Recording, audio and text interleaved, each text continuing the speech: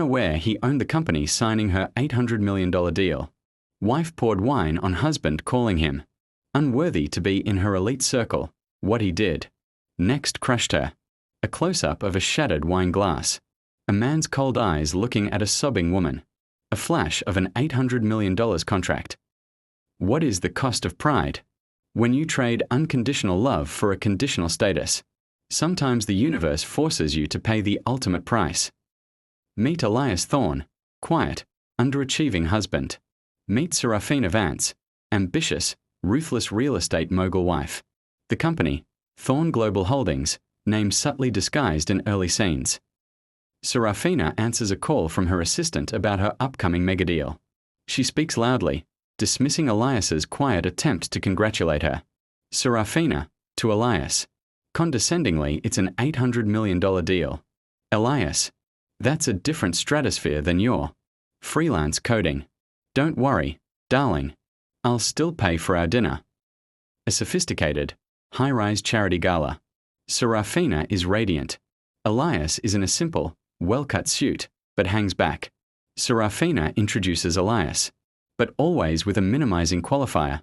Oh, this is Elias. His, taking some time to find his passion. A prominent businessman, Mr. Albright, approaches Serafina, talking about the Thorne Global merger. He glances at Elias nervously but says nothing. Serafina pulls Elias aside, angry. Serafina, stop lurking. You look like a waiter who got lost. Don't embarrass me tonight, Elias.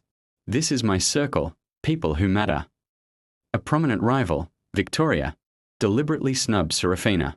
Serafina, flustered and humiliated, snaps at Elias. She grabs a glass of expensive red wine and, in a sudden, dramatic outburst, pours it over his shirt. Serafina, coldly, now you look the part, darling. Go clean up. You're simply not worthy of being in this elite circle, Elias. Go. Now. Elias just stares at her, a moment of profound sadness and resolve in his eyes. He leaves without a word. Elias's small, messy home office. Serafina never goes in here. Elias changes his shirt. He opens a hidden, high-security panel revealing a complex, multi-screen command center. The screens display stock tickers, global market data, and a massive corporate logo. Thorne Global Holdings. Elias on a secure call. The final papers for the Vance Real estate deal need to be signed tomorrow. I want no special treatment. I want the negotiating team to treat them like any other mid-level acquisition and ensure that my connection to Thorne Global remains completely confidential. Yes, Mr. Albright. I need to see this through. Elias looks at a framed, dusty photo of himself and Serafina from years ago, when they were poor and happy. He sighs, a deep, weary sound. Elias, she used to love the man with a dream, not the man with a balance sheet, the luxurious, intimidating boardroom of the company. Serafina thinks she is partnering with, actually Thorne Global's subsidiary. Serafina is confident, arrogant. She breezes past Albright, who tries to warn her subtly. Elias calls her, asking about the dinner. Serafina, on phone, dismissively Elias.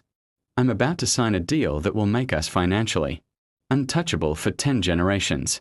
Stop calling about mundane things. Can't you just for once support me by staying out of the way? Serafina sits down at the massive mahogany table. The papers are pushed forward. The twist, the head negotiator enters the room. It's Mr. Albright. He clears his throat and says, there's a slight formality.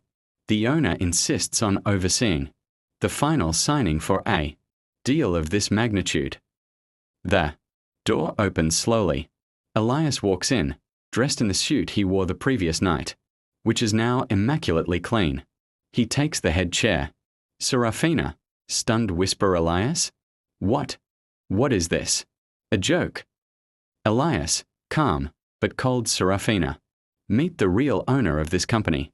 Thorne Global Holdings was a shell company. I started 15 years ago, before we met.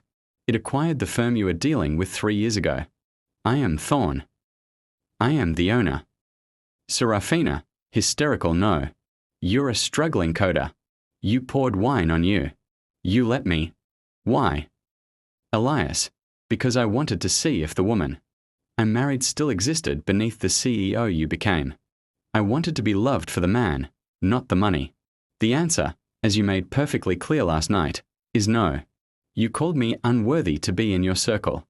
I am merely the CEO of that circle.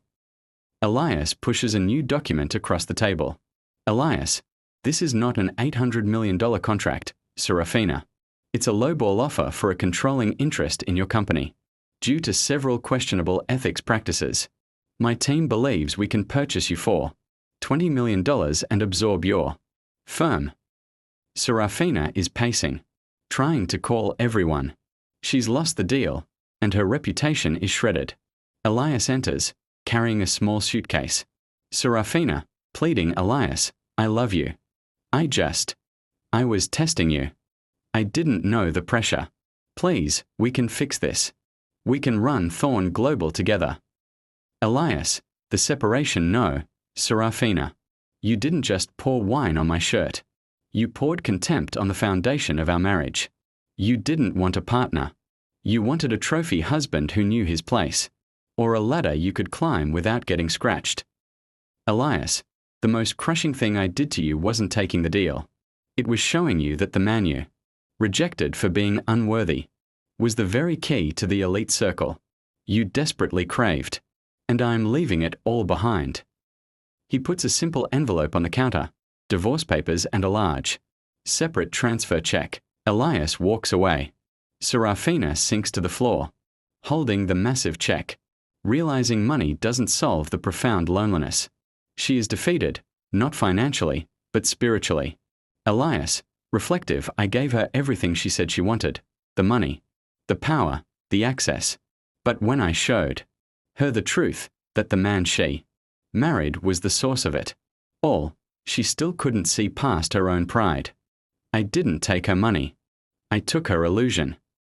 Flashback Mentagquick cuts of happy, simple moments from their past, picnics, cheap dates, shared laughter, juxtaposed with the cold, lavish scenes of the present. Serafina, she is shown in a small, modest office, working quietly, no longer surrounded by the ostentation. She looks thoughtful, perhaps humbled. She looks at the check from Elias, realizing he left her financially secure, but demanded her self-reflection. Elias, he is shown on a beach, working remotely, smiling genuinely while helping a child build a sandcastle. He is happier and lighter. Elias didn't seek revenge. He sought clarity. He didn't want to destroy her life. He wanted to expose the lie she was living.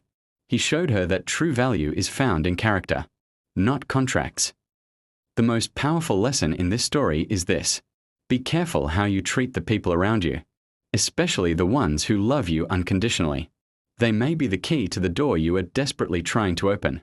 Serafina lost more than a business deal that day. She lost the chance to build a life with a quiet man who was secretly a king. A key moral points are: value character over status. Never equate a person's worth with their net worth or job title. Authenticity is wealth. The happiest people are those who are loved for who they are, not what they have. Humble yourself. Pride can blind you to the greatest blessings right in front of you. What do you think Serafina should have done? Let me know in the comments below. Don't forget to like and subscribe for more stories of crushing karmic justice.